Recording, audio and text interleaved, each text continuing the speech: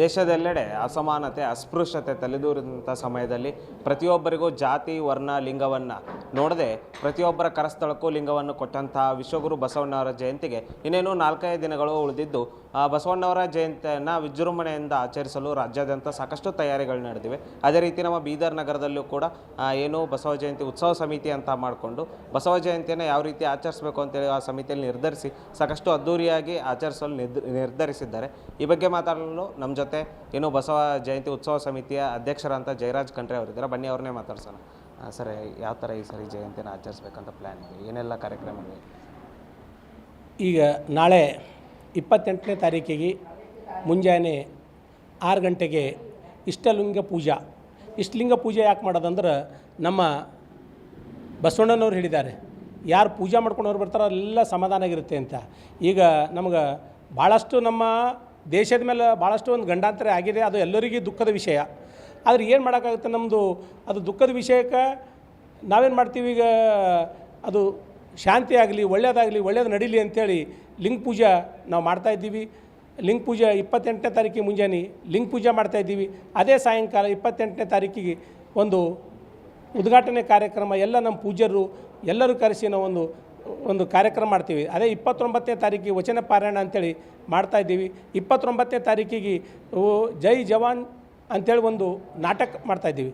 ಜೈ ಜವಾನ್ ಅಂತ ಯಾಕೆ ಮಾಡ್ತಾಯಿದ್ದೀವಿ ಅಂದರೆ ದೇಶದ ಅಭಿಮಾನ ಎಲ್ಲರ ಬರಲಿ ಹುಟ್ಟಲಿ, ದೇಶದ ಬಗ್ಗೆ ಎಲ್ಲರಿಗೂ ತಿಳುವಳಿಕೆ ಬರಲಿ, ಮತ್ತೊಂದು ನಮ್ಮ ದೇಶದ ಮೇಲೆ ಆಗ್ತಾಯಿದೆ ಎಂಬುದು ಎಲ್ಲರಿಗೂ ಗೊತ್ತಾಗಲಿ ಅಂಥೇಳಿ ನಾವು ಅದು ಜೈ ಜವಾನ್ ಅಂತೇಳಿ ಒಂದು ನಾಟಕ ಪ್ರದರ್ಶನ ಮಾಡ್ತಾಯಿದ್ದೀವಿ.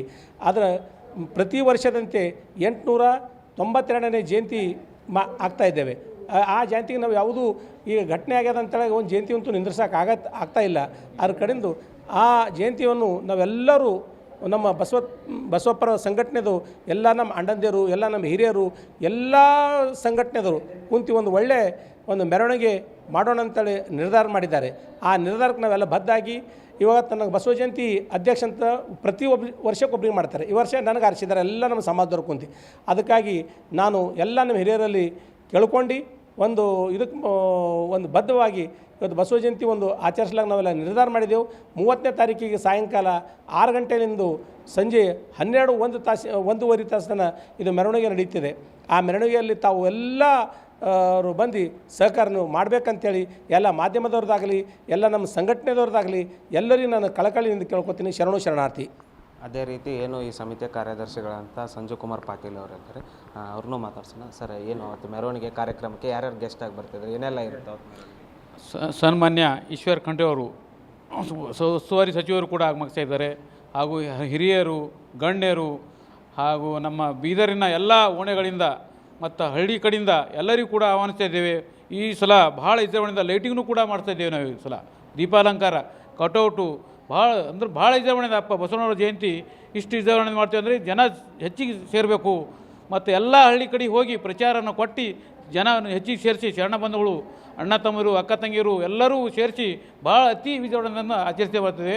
ಎಲ್ಲರೂ ಬಂದು ಭಾಗಿಯಾಗಬೇಕಂತೇಳಿ ಸಮಾಜದ ಗಣ್ಯರಿಗೂ ಎಲ್ಲ ಊರಿನ ಶರಣರಿಗೂ ತಿಳಿಸುತ್ತಾ ತಾವೂ ಕೂಡ ಹೆಚ್ಚಿನ ಪ್ರಚಾರನ ಕೊಟ್ಟು ಇದನ್ನು ಯಶಸ್ವಿಗೊಳಿಸಬೇಕಂತೇಳಿ ತಮ್ಮಲ್ಲಿಯೂ ಕಳಕಳಿಯನ್ನು ವಿನಂತಿಸಿಕೊಳ್ತೇವೆ. ಇದಿಷ್ಟು ಬಸವ ಜಯಂತಿ ಉತ್ಸವ ಸಮಿತಿ ಅಧ್ಯಕ್ಷರು ಮತ್ತು ಕಾರ್ಯದರ್ಶಿಗಳ ಮಾತಾಗಿತ್ತು. ಈ ಬಾರಿ ಬಸವ ಜಯಂತಿಯನ್ನು ಹಿಂದೆಂದೂ ಕಂಡಿರದ ರೀತಿಯಲ್ಲಿ ಅದ್ದೂರಿಯಾಗಿ ವಿಜೃಂಭಣೆಯಿಂದ ಆಚರಿಸ್ತೇವೆ, ಸಾಕಷ್ಟು ವಿಧ ಕಾರ್ಯಕ್ರಮಗಳನ್ನ ಮಾಡ್ತೀವಿ ಅಂತ ಹೇಳ್ತಿದ್ದಾರೆ. ಕ್ಯಾಮ್ರಾಮನ್ ಸಂತೋಷ್ ಜೊತೆ ದೇವರಾಜ್ ಹೊನ್ಕೆರೆ, ಉತ್ತರ ಕರ್ನಾಟಕ ನ್ಯೂಸ್, ಬೀದರ್.